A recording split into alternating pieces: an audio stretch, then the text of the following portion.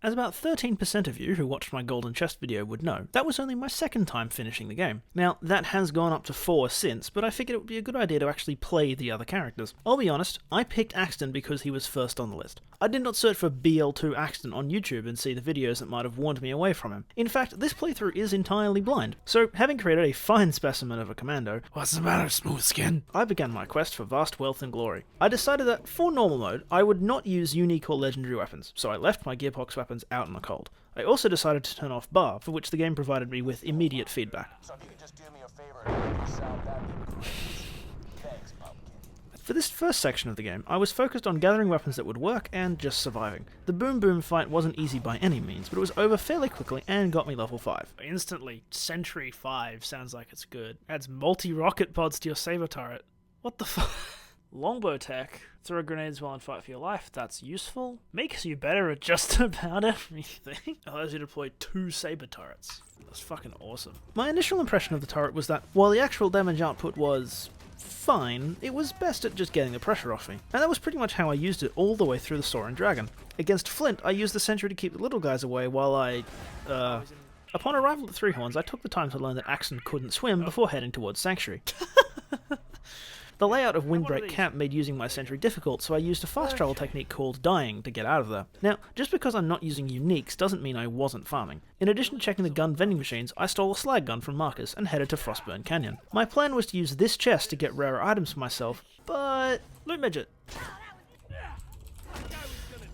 Oh, wow. Level 10? Guess we'll have to come back to this box later. I had to take what little I had and run through to Lilith. For once, she managed to not actively get me killed, and that allowed me to discover the situation that the turret was truly designed for. I still couldn't use anything from that chest yet, but I figured that Bad War would get me the experience that I needed. Dude, I can't kill them! He didn't even flinch. Yeah, you can't hide.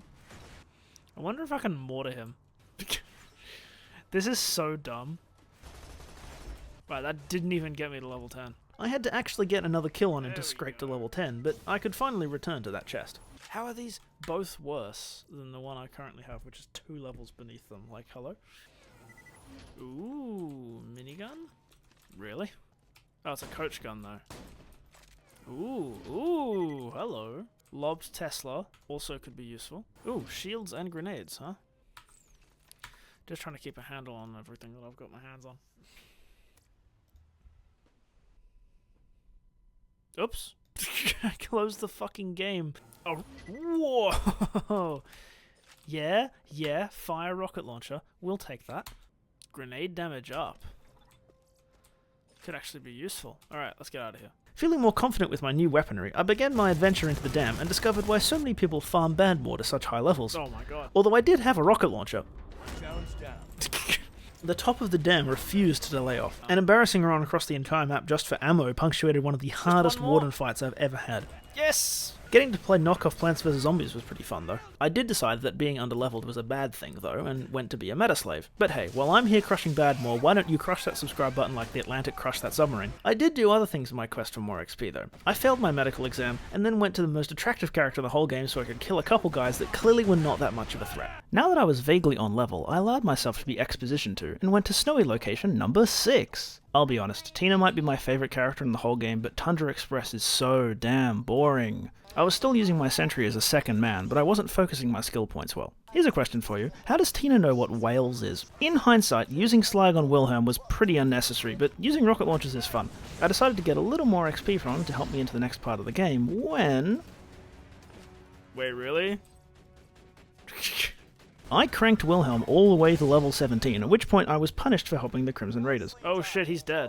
How can I join Hyperion again? I still managed to be underleveled against the fridge, and was literally centimeters from getting out of there when I was sent all the way back to the start. It really seemed like Annoy Burko was the enemy's strategy in the Highlands, and it was about as fun as watching the Lionesses try to turn Sam Kerr into a Paralympian. That said, my ordinary Gatling gun was so overpowered that enemies were just melting. An uneventful trip across the water led to an actually rather relaxed fight against both the Constructor and the Thresher. Having a shock sniper and a turret incapable of missing definitely helped. There we go. That's the easiest kill I've ever had, because I actually had a fucking shock weapon. After a brief demonstration of exactly why the state of New South Wales will not let me drive, it was time for a round of Bloons Tower defense. Oh my god. It's a fucking nuclear war going on down there. Dude, there's so many exploders. Where you going, constructor? Fuck you. And fuck you. Great. Fuck you. Bang. Up, bang. Bang, bang, bang, bang, bang, bang, bang, bang, bang, bang, bang. Dude, fuck. I can't fucking see. I literally respawn at the fast travel station. There is no longer any threat. I died to the second last guy. And hey look, it's me lying to my audience. I'm aiming for 2 videos a week right now. So. Before I went to the preserve, I did also try to get some XP from Old Slappy, but that didn't go so well. Once I'd gone and farmed the bandit slaughter off stream, I had enough to put up more of a fight, and finished up at level 21. For the first time this run, I was actually over-leveled entering the preserve, which meant that it all went very cleanly. The momentum continued straight into 1000 Cuts, where I cleaned house of bandit and bot alike. If you think it's a little weird how quickly I'm going through all this, so do I. It's a wonder how much you get done when you're hard rushing the story with no active users in your chat to talk to. I absolutely speedran through Opportunity 2, getting myself all set up to take down the bunker. I then forgot to download the stream. I'm serious. The bunker fight, Angel's Chamber, and the Arid Nexus Boneyard, all gone. We can't let the other viewers know about this, right? So be sure to leave a comment saying, wow, I love the bunker fight, so that other people don't know. Done? Awesome. Getting to the Badlands, I used the couple red chests available to gather a ton of new gear that would push me to the rest of the game. Saturn became trivial even as he turned my turret into its constituent parts. I then fell victim to Borderlands' 500 IQ anti-skip protection system before robbing Hyperion blind. It was time to confront Jack, and the game told me to get as much help from those around me as I could. So I did what all good friends do and exploited them for money. I was feeling the most powerful I ever have heading into Heroes Pass. My turret was obliterating everything it could lock onto, and even though I was getting knocked down, my weapons felt like they were just melting through everything. I didn't even bother farming the chest at the end of the map. I was fully focused on Jack. Honestly, for a final boss, Jack is really easy. I managed to actually block the console too, which left him obviously confused. So free. Oh dear. Oh god. I'm getting stepped on, and not in the way that I like. I wouldn't have noticed. This saber turret is dumb as dog shit. I've never had it do that twice! Oh god. Where the hell? Oh, what? Wait, that counts? What did I hit? I must have hit like a rock.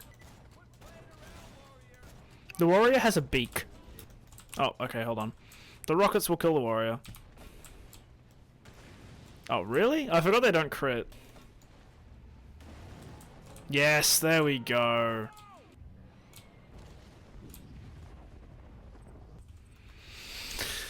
It's done! Right, hold on. I gotta work out a good way of killing this guy. I think it would be extremely funny to kill him with a singularity. Like, from here.